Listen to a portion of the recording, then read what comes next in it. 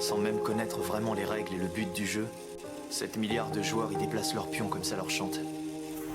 Gagner trop ou perdre trop vaut une pénalité. Défense de passer son tour. T'es rejeté si tu parles trop. Il n'y a pas de paramètres, le genre du jeu est indéterminé. Ce monde-là, c'est tout simplement un jeu pourri. Et vous alors, hein? Vous croyez plus en rien? Il est passé où votre courage? Bien obéir, vous crevez à la tâche, c'est lamentable, vous appelez ça une vie, vous n'avez donc aucune fierté? Ouvrez les yeux à la fin! Vous voyez pas qu'on vous traite comme des esclaves? Tu dois voir la réalité en face. Les choses ne se déroulent pas toujours comme on le voudrait. Plus on vieillit et plus on prend conscience d'une chose. Quoi qu'on t'ait raconté, la vie sur cette terre est souvent synonyme de douleur, de souffrance et de vacuité, et ça tu peux rien y faire. Écoute bien. Tu es persuadé d'agir pour la bonne cause, mais sache que toute la lumière comporte une part d'ombre. Il n'y a pas d'exception à la règle. Tant qu'il existera des vainqueurs, il existera des vaincus. Ce désir égoïste de préserver la paix est à l'origine de bien des guerres. C'est donc au nom de l'amour qu'on engendre la haine. Ces concepts semblent opposés, mais ils sont si intrinsèquement liés qu'on ne peut les séparer. Quel triste constat. Je n'ai plus le temps de me demander si c'est la bonne chose à faire ou non. Je dois agir. Et arrêter de me ranger derrière de belles phrases. C'est vrai, le monde est cruel et impitoyable.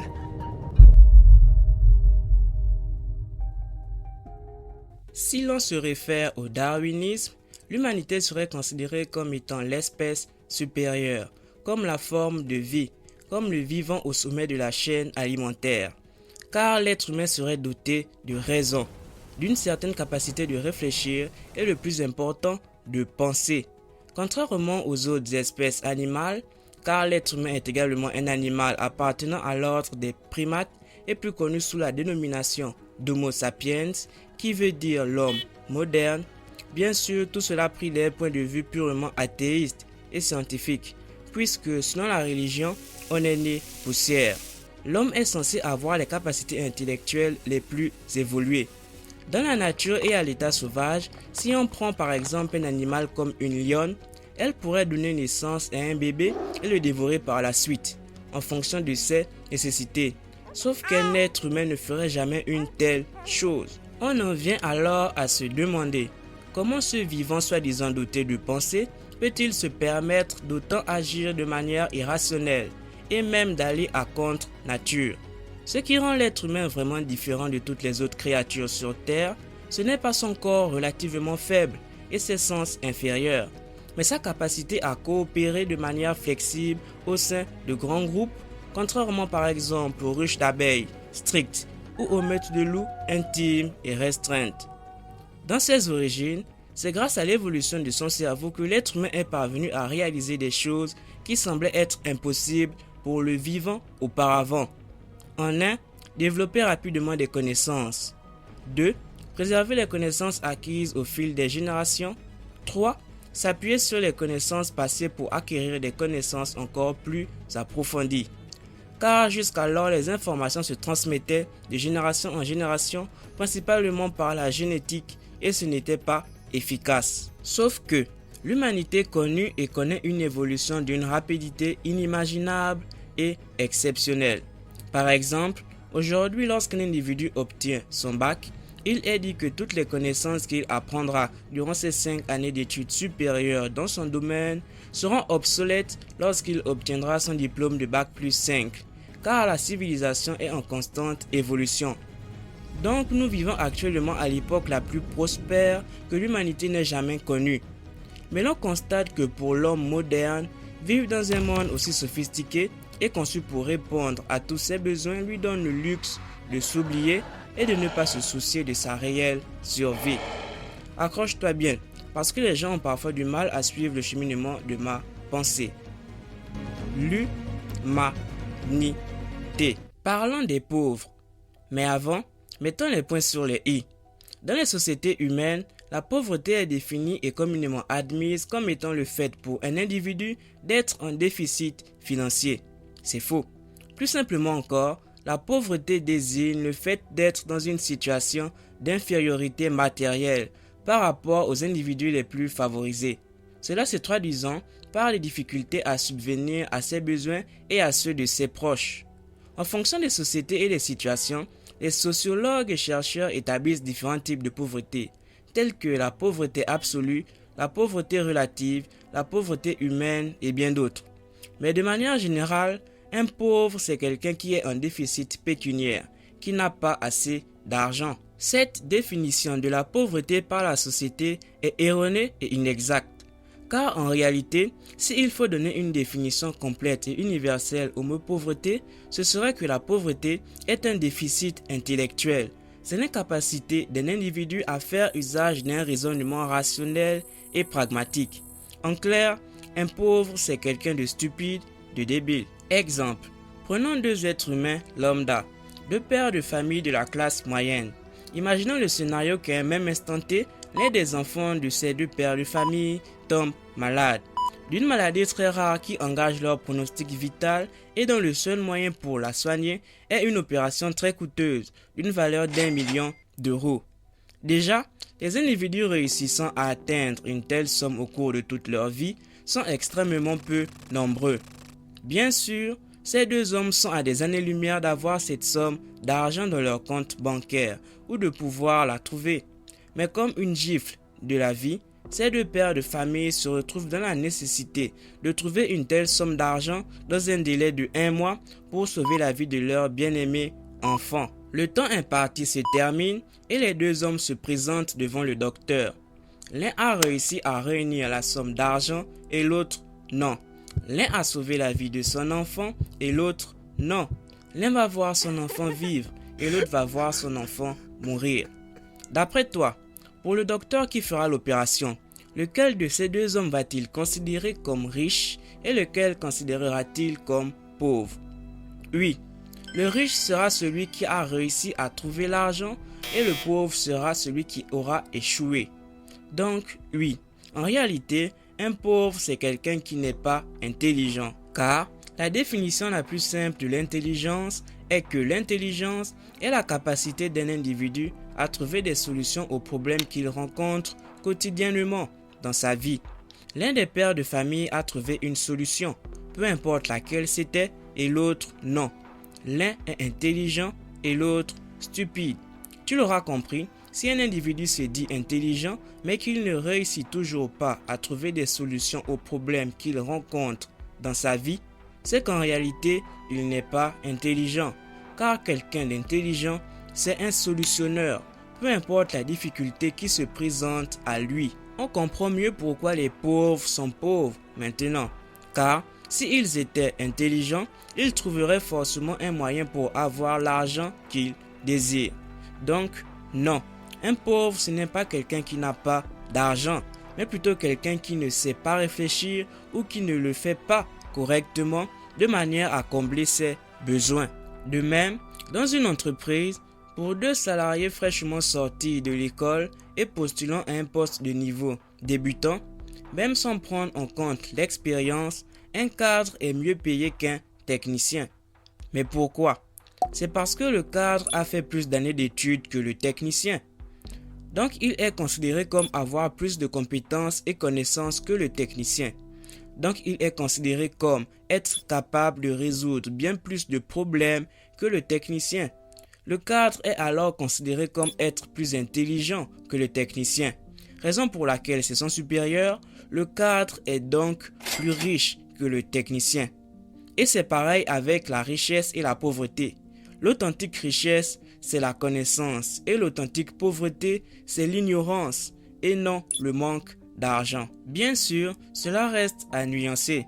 Il existe aussi des exceptions, des différents et multiples cas de figure dans la société, comme les chercheurs qui ne sont pas fortunés mais intelligents, ou des célébrités et individus fortunés mais pas très érudits en général, du fait d'avoir acquis leur patrimoine par des moyens certes, qui leur ont rendu riches mais qui ne contribuaient pas à un réel développement de leur réflexion et bagage intellectuel. Enfin bref, mais dans les faits, c'est rare de tomber sur quelqu'un de riche et peu intellectuel. tout comme c'est rare de tomber sur quelqu'un de pauvre et d'intellectuel. Car intrinsèquement, la richesse, c'est le savoir et la pauvreté, c'est l'idiotie. Parlons des pauvres. Ah, les pauvres. Si seulement ils prenaient tous conscience à quel point ils sont débiles, les pauvres. Les pauvres disent qu'ils veulent des meilleures conditions de vie. Les pauvres disent qu'ils veulent devenir libres. Les pauvres disent qu'ils veulent obtenir leur indépendance financière et devenir riches.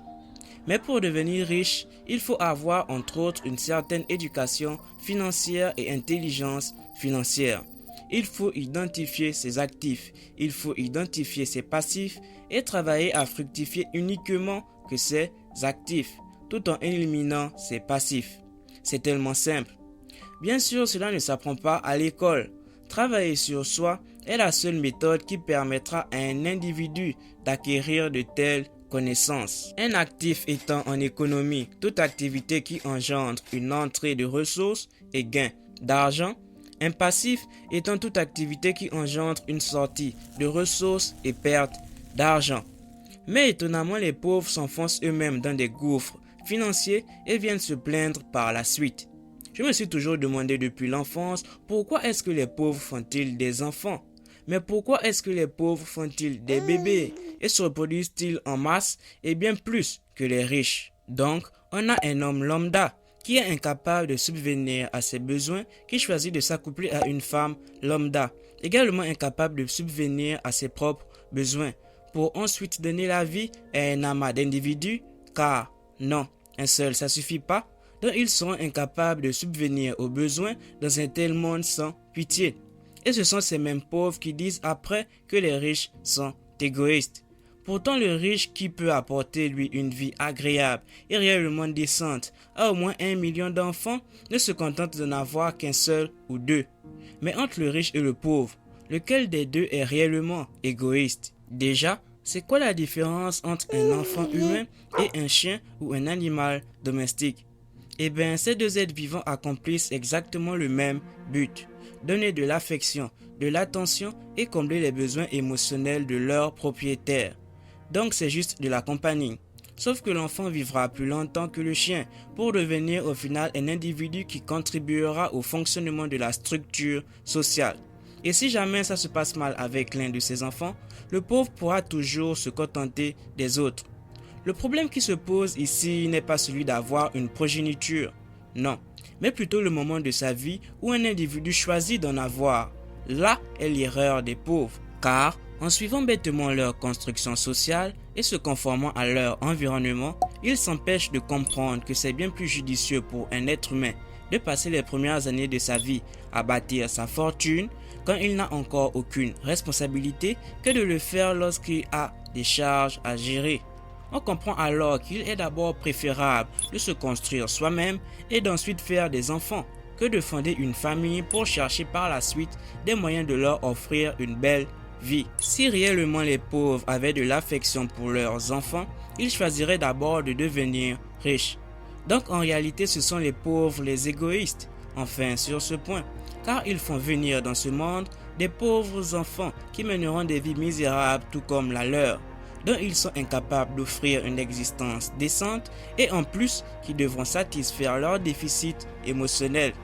Après, cela profite aux riches que les pauvres se reproduisent en masse. Ils feront de nouveaux esclaves qui travailleront dans leurs entreprises et les enrichiront encore plus. Mais les pauvres ont leur mentalité. Certains se disent, on fait beaucoup d'enfants et on touchera plus d'argent dans nos allocations. Ou si l'un échoue dans la vie, les autres vont peut-être réussir. Mais quelle médiocrité et petitesse.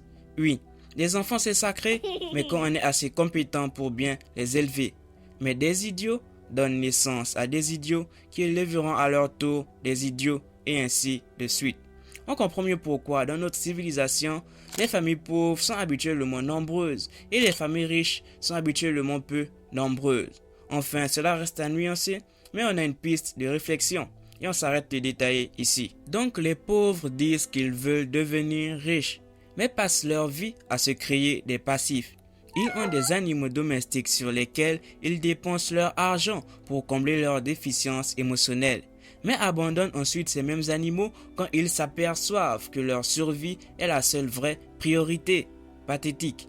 Ils dépensent leur argent dans de l'alcool, dans le tabac, dans des drogues, tout en étant conscients que ces choses détruisent leur vie. Mais s'en foutent, car ils sont faibles mentalement et usent de ces éléments toxiques pour s'évader de leur triste réalité. Les pauvres s'achètent eux-mêmes en âme et conscience la mort, mais ont quand même le culot de demander par la suite qu'on les sauve. Ah, les pauvres. Vous pensiez réellement que vous aviez une chance de gagner contre le pouvoir? Vous pensez réellement que vos vies valent plus que leur profit? Mais vous croyez réellement que vous auriez pu gagner contre la réforme des retraites? L'élite despotique sait très bien comment les masses fonctionnent. Ils savent très bien que tout mouvement de contestation finit tôt ou tard par s'essouffler, que l'actualité finit toujours par changer et que les pauvres se soumettent toujours, car ce sont des abrutis qui en plus s'abrutissent. Mais les pauvres continuent à s'obstiner de la mauvaise manière, vont manifester et détruisent même du mobilier urbain que eux-mêmes utilisent, des infrastructures et choses qui leur sont eux-mêmes indispensables, sans se rendre compte que c'est à eux-mêmes qu'ils portent préjudice. Donc, oui, la pauvreté, c'est la stupidité. La démocratie, c'est le gouvernement du peuple, par le peuple et pour le peuple. Mais dans ce monde, existe-t-il ne serait-ce qu'une seule population qui soit réellement libre, qui ait un quelconque pouvoir? La réponse est évidemment non. Les pauvres ont des abonnements sur des multiples plateformes qui leur pompent inutilement leur argent, mais disent quand même qu'ils aimeraient devenir riches. C'est du foutage de gueule. Mais ont-ils seulement une idée de comment fonctionnent les banques? Ah, les pauvres, les pauvres, les pauvres. Différencie tes actifs et tes passifs, fructifie tes actifs, élimine tes passifs et deviens riche. Restons-en là sur les pauvres, enfin pour le moment. L'humanité. Parlons de l'amour. Ah, l'amour, encore une émotion, encore de l'irrationnel, tellement complexe, tellement ambigu. L'amour se définit comme étant un fort sentiment d'affection et d'attachement envers un être vivant ou une chose, assez intense pour pousser ceux qui le ressentent à rechercher une proximité physique, intellectuelle ou même imaginaire avec l'objet de cet amour. Mais étrangement, on aime par amour, on haït par amour, on donne la vie par amour, on donne la mort par amour, on fait le bien par amour, on fait le mal par amour. Au final, l'amour existe-t-il? Au final, l'amour, c'est quoi? L'amour n'est en réalité qu'une construction sociale destinée à nous faire oublier qu'en vérité, on est seul au monde. Qu'en vérité, nous sommes tous seuls sur Terre. Quand on est seul, on s'ennuie. Quand on est à deux et en couple, on s'ennuie beaucoup moins. Comme le dit Arthur Schopenhauer, la vie oscille comme un pendule, de droite à gauche, de la souffrance à l'ennui. Souffrance parce que l'on désire ce que l'on n'a pas, et l'on souffre de ce manque. Ennui parce que l'on a ce que dès lors on ne désire plus. Car lorsque l'on désire ce que l'on n'a pas, on souffre. Mais lorsque l'on a, ce désir étant comblé ne nous manque plus. Dès lors que ce manque est satisfait, on ne le désire plus. Donc, on n'aime plus. Donc, on s'ennuie. Parler d'amour dans une relation entre parents et enfants serait complètement stupide. Car les parents sont biologiquement programmés pour avoir des sentiments à l'égard de leurs enfants et inversement. Ben oui, on ne s'achète pas une voiture neuve pour la brûler par la suite. C'est insensé.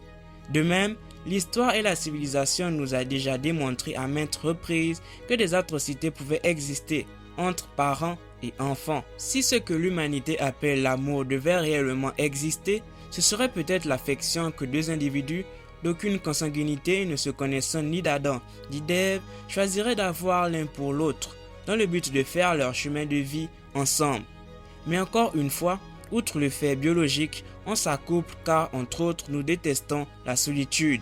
On s'entoure car nous ne pouvons supporter la solitude et tous les effets qu'elle engendre. Enfin bref, il est facile de déconstruire tout concept sociologique et humain si on y met de la réflexion et du temps. Mais l'objectif n'étant pas de foutre en l'air tous tes idéaux d'un coup, restons-en là avec l'amour. Et peut-être bien que l'amour n'est en réalité que de la merde, car au final, toute décision humaine découle d'une motivation. Enfin bref, malheur à l'homme qui se laisse dominer par ses émotions, car les émotions sont destructrices pour toute personne qui ne sait les contrôler. La richesse ne sourira guère à un individu qui ne sait maîtriser ses émotions. Elle n'est accessible qu'à ceux qui sont stoïques. L'humanité. Parlons de l'homosexualité. On va faire très simple. Présentons les choses d'un point de vue purement rationnel. Certains veulent légitimer ce comportement en mettant en avant le fait que, même dans le règne animal, des comportements homosexuels ont pu être observés par des chercheurs. Certains pourraient vouloir légitimer ce comportement en disant que de telles pratiques ont toujours existé, et ce, depuis la nuit des temps dans la civilisation. Certains apportent même des soi-disant études scientifiques et veulent le légitimer en disant que c'est naturel. Félicitations, vous avez réussi à vous faire duper par un raisonnement fallacieux et sophiste. Mais attention, n'oublions pas le darwinisme. Revenons à de la pure logique, revenons aux origines. Mais quel est le but inné de toute forme de vie? Que font les cellules? Que font les bactéries, les micro-organismes, les virus et même les espèces de champignons? Quel est l'objectif des espèces végétales? Que font les animaux et toutes les espèces vivantes?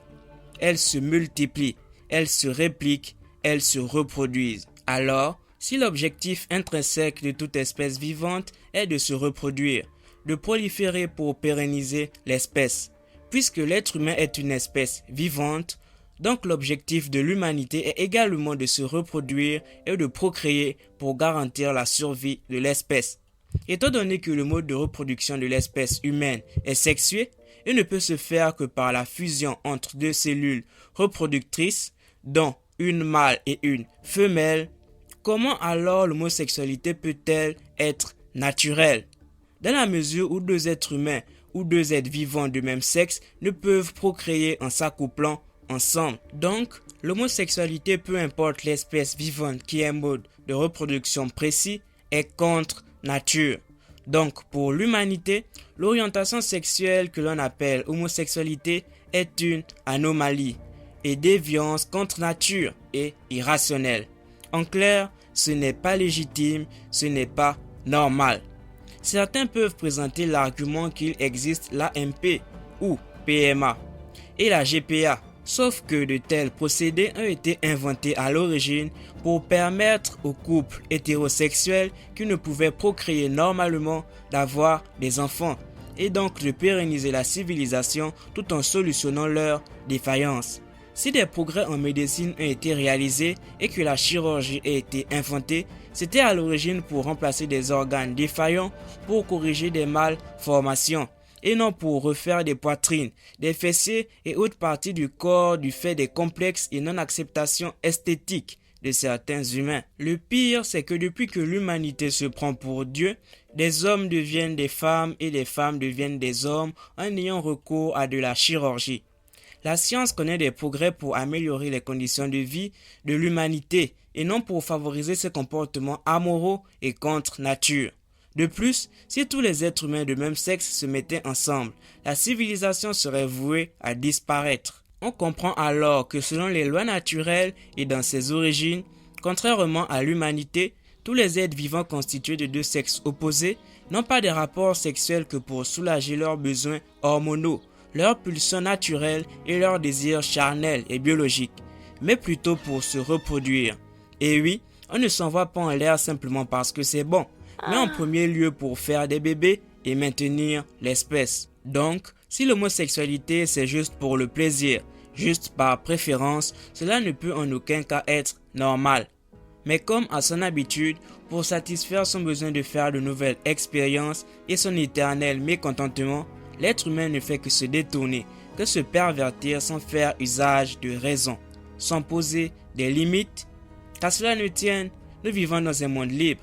Enfin, il paraît. On ne peut contraindre qui que ce soit à accepter nos convictions, notre point de vue ou nos idéaux, quand bien même avec une certitude indiscutable, on pourrait avoir raison. Car chaque être humain a son libre arbitre et en dispose comme bon lui semble. Donc ceux qui disent que chacun devrait pouvoir vivre sa sexualité comme il l'entend ont tout à fait raison.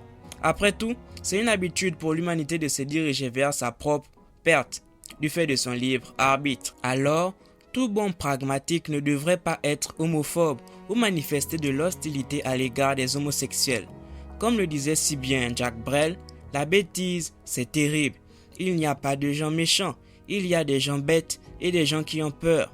La bêtise, c'est de la paresse. Mais alors, si les gens sont libres de faire ce qu'ils veulent, pourquoi l'homosexualité pose-t-elle problème? Le problème est que dans cette nouvelle société à culture et idéologie soi-disant évolutive, on est passé d'un esprit de tolérance et de respect des libertés de chacun à un monde de campagne et de propagande LGBT pour reprogrammer de manière progressive et à petite dose et forcer les gens à accepter de telles aberrations en prenant soi-disant l'égalitarisme. À tous les niveaux de la société, de plus en plus dans les films et les séries, sur les affiches publicitaires, dans les téléphones et encore plus même dans les Disney et animations. Mais pourquoi les gens laissent-ils leurs enfants se faire endoctriner par de tels comportements? C'est horrible cette tendance de la société à sexualiser et détruire l'innocence de l'enfance dans le but de valider des adultes malades. Pousser les enfants à des transitions contre nature est immoral, car non, l'homosexualité est un vice et n'est pas normal. Le comble, c'est qu'il y a même un mois pour célébrer de tels comportements, appelé le mois des fiertés. Raison pour laquelle bon nombre de jeunes des nouvelles générations se sont laissés abrutir et sont devenus des idiots qui défendent bêtement des idéologies d'identité de genre, telles que les non-binaires, les agents, les gender fluides et autres, puis se justifient en disant que chacun a le droit de se définir comme il le souhaite, mais qu'ils sont de plus en plus stupides les jeunes maintenant. Donc la nature s'est trempée en créant que le masculin et le féminin. Donc un individu peut maintenant choisir de se considérer lui-même comme il veut et on trouve cela rationnel. Si maintenant tout individu peut se définir comme il le veut, donc l'humanité n'est plus l'humanité. Je considère que nous sommes tous des vaches. Et moi, je ne suis plus un homme de sexe masculin. Maintenant, je m'identifie et me considère comme un lynx ou une casserole. Mais vous voyez à quel point c'est débile tout ça? Non, il n'existe que deux genres et c'est tout. Il y a les lions, il y a les lionnes. Il n'existe pas de lion ou lionne non binaire.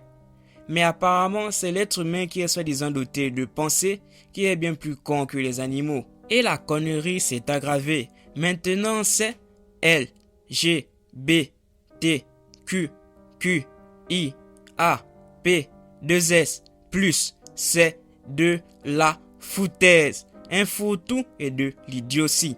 Et si certaines autorités, groupes ou personnalités défendent de telles aberrations, c'est simplement parce qu'ils jouent au jeu social et non parce qu'ils sont d'accord avec de telles choses. De toute façon, c'est toujours les pauvres et leurs enfants qui se laissent impacter par ce genre d'endoctrinement.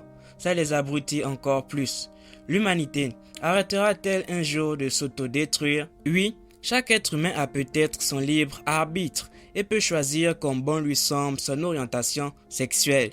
Et nous nous devons peut-être de respecter les décisions d'autrui, quand bien même pour nous cela serait irrationnel. Non, ce n'est en aucun cas légitime de vouloir que toute la civilisation accepte et valide de telles idéologies, en allant même jusqu'à orienter les enfants et nouvelles générations à suivre cette voie. Il ne faut pas confondre dépravation et normalité. Il ne faut surtout pas confondre plaisir et raison. Enfin bref, restons-en là avec ce thème. L'humanité.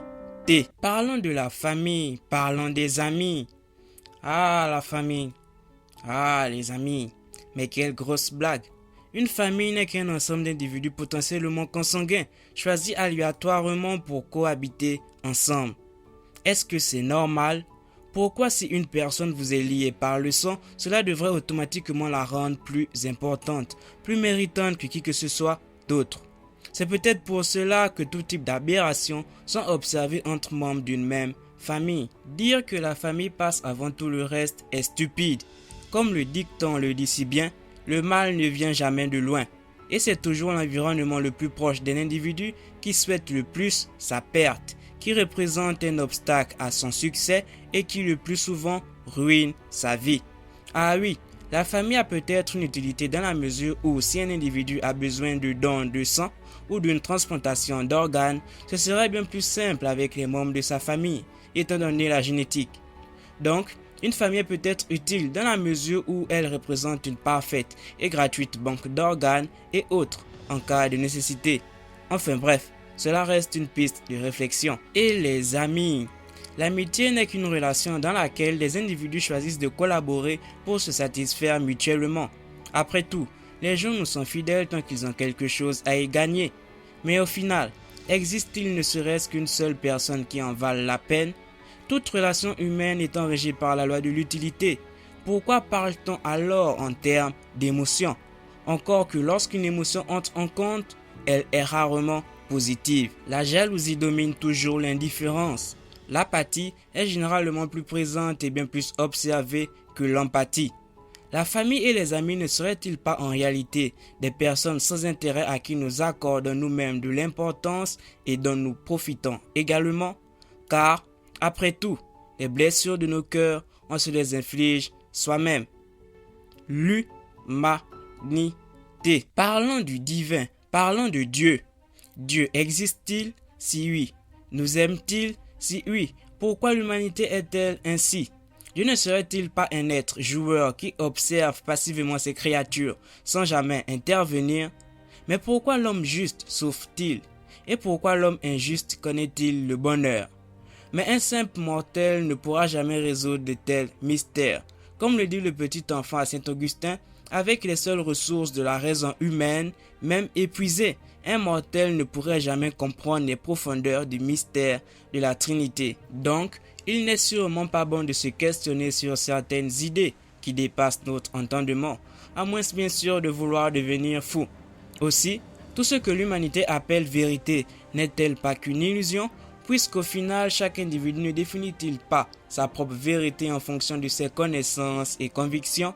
Il est facile de démontrer par un raisonnement pragmatique l'existence de Dieu, tout comme il est également facile de démontrer par un raisonnement pragmatique l'inexistence de Dieu. Personnellement, je choisis de croire qu'une entité supérieure et divine existe, car si ce n'était pas le cas, ce serait bien triste. Et ce n'est sûrement pas de sa faute si la civilisation prend une telle direction. Chaque individu possède son libre arbitre, et c'est de l'exercice de ce libre arbitre par des gens mal intentionnés que les innocents souffrent. Donc, on comprend alors que Dieu n'y est pour rien dans la situation humaine. Enfin bref, Albert Einstein a dit « Les coïncidences, c'est ce que fait Dieu pour rester anonyme. » L'humanité. Parlons de la réalité, parlons du vrai monde, parlons de la vraie nature humaine. Le réalisateur Adam McKay met parfaitement en avant grâce à son film Don't Look Up, déni cosmique, la machine folle que constitue notre monde, la totale indifférence voire la stupidité des masses ou des élites face à leurs conditions de vie et leur avenir. Comme l'a si bien dit Shirley Chisholm, quand la morale se heurte au profit, il est rare que ce soit le profit qui perd. Et oui, 8 milliards de vies humaines n'ont aucune valeur comparée à 8 milliards de dollars. Là est la nature humaine. Celle d'un vivant dont la seule préoccupation est d'assouvir ses désirs, même les plus fous, sans prendre en compte une quelconque valeur morale. Pourtant, tout le monde meurt un jour et personne n'emmène ses richesses avec lui. Les Égyptiens ont essayé et ils se sont fait piller. Mais apparemment, la bêtise humaine ne cessera jamais de s'accroître.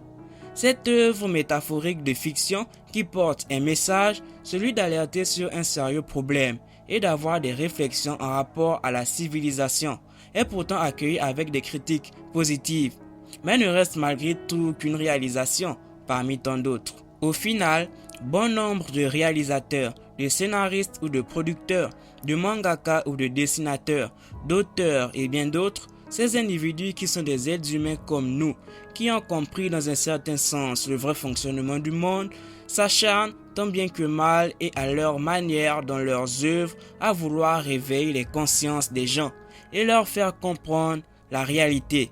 Mais comme d'habitude, l'ineptie humaine prend le dessus. Pour le commun des mortels, la compréhension de tels messages lui reste difficile, voire impossible.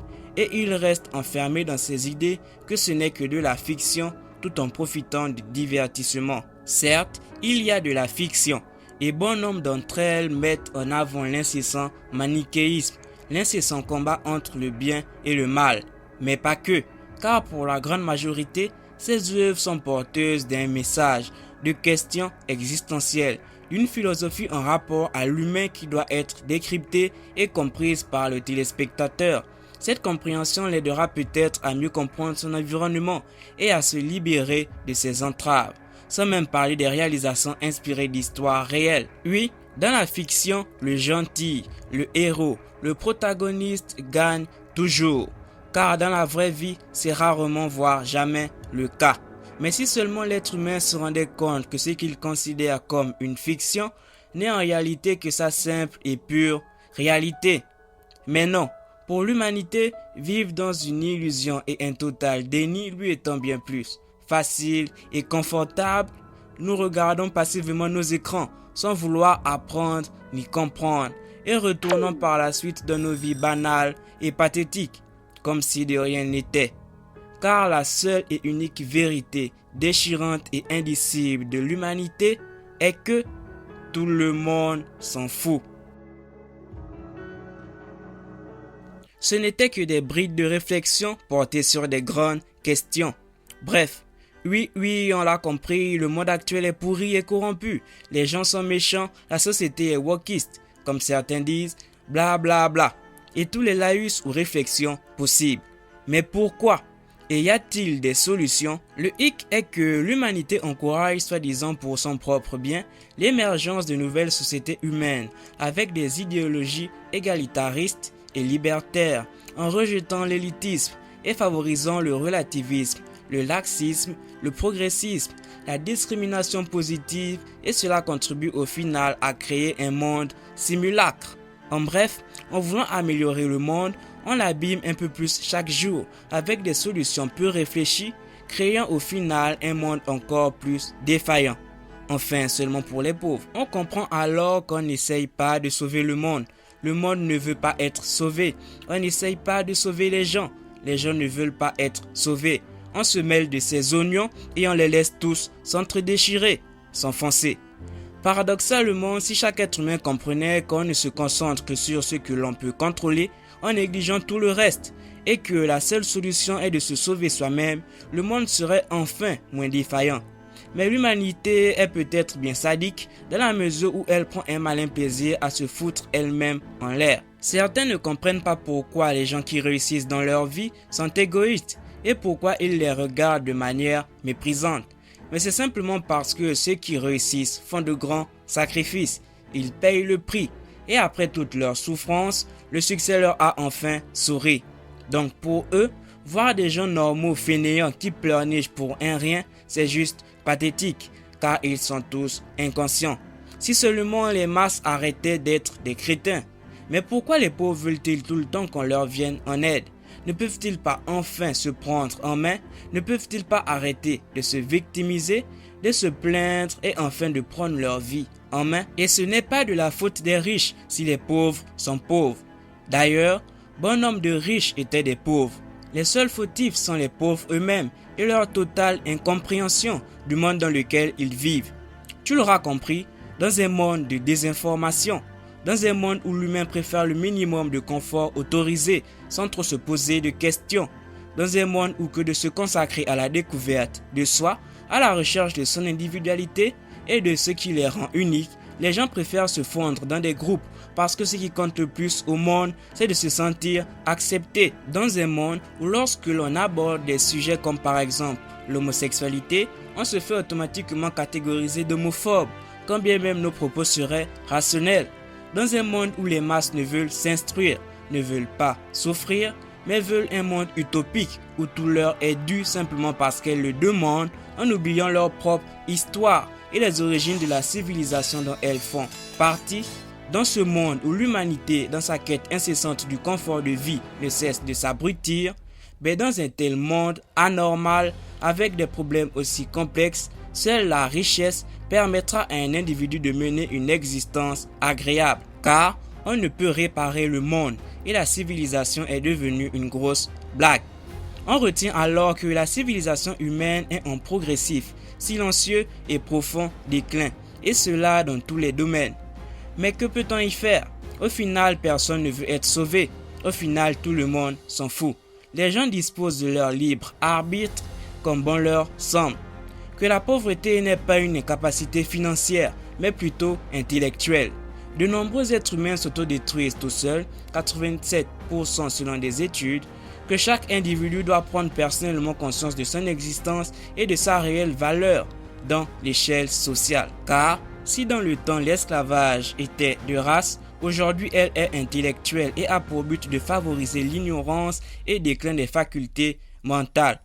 Chaque être humain est le seul maître de sa vie. Chaque être humain est le seul maître de ses choix. Et on a toujours le choix.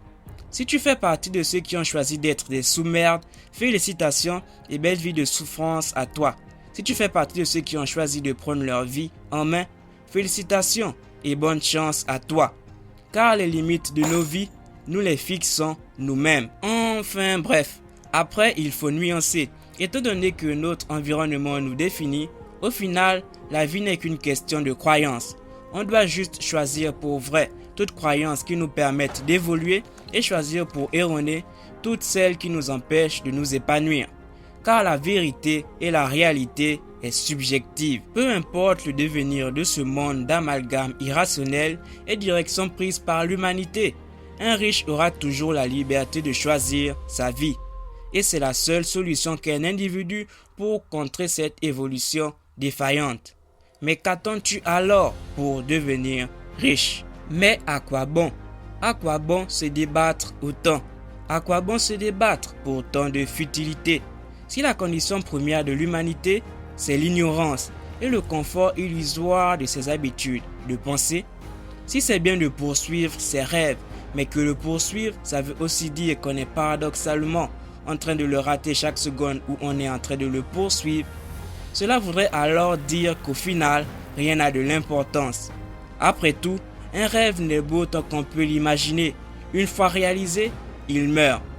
Comme le dit si bien le Koheleth, vanité des vanités, tout n'est que vanité et poursuite de vent sous le soleil. Mais bon, ne devons-nous pas quand même vivre